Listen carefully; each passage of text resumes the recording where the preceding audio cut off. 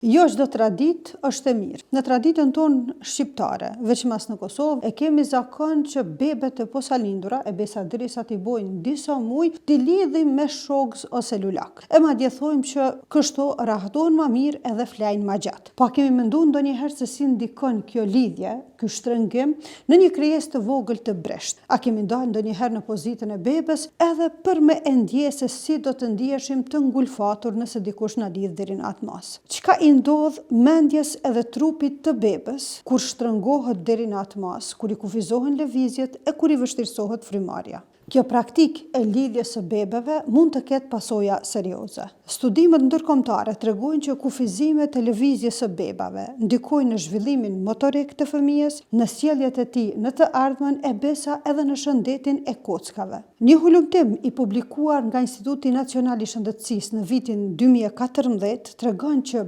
bebët të cilat përjetojnë stres edhe ankth të vazhdueshëm për pasojë në të ardhmen ose gjatë jetës së tyre do të kenë problem me impulsivitetin, vetë kontrolin edhe ankthin. Problemet shëndetit mendor, këto me të cilat ne si shoqëri në vazhdimsi përballemi. A mendoni që mund të jetë pasojë e asaj lidhjes që na i kanë bërë kur kemi qenë beba? Gjatë përgatitjes së kësaj videoja më kujtu një e afërme që pa tregu që kur ka lind në Gjermani, gjatë vizitës që ja bën shoqja e saj gjermane, kur ofrohet me e pa bebën, fillon me bërtit edhe i drejtohet shoqës duke i thënë çka ka bë kjo bebë, çfarë krimi ka bë kjo bebë që me meritume u lidh deri në këtë mas. Mandje ju ka referuar që çfarë rreziku kanë njerëzit ose çfarë rreziku po të kanosë ty nga kjo krijesë që e ke lidh dhe ja ke kufizuar lëvizjet deri në këtë mas. Reagimi i kësaj gjermane na bën me mendu thellë edhe me meditu. Prandaj të dashur shikues, në vend që t'i lidhim bebët, t'i lëm ato të lira,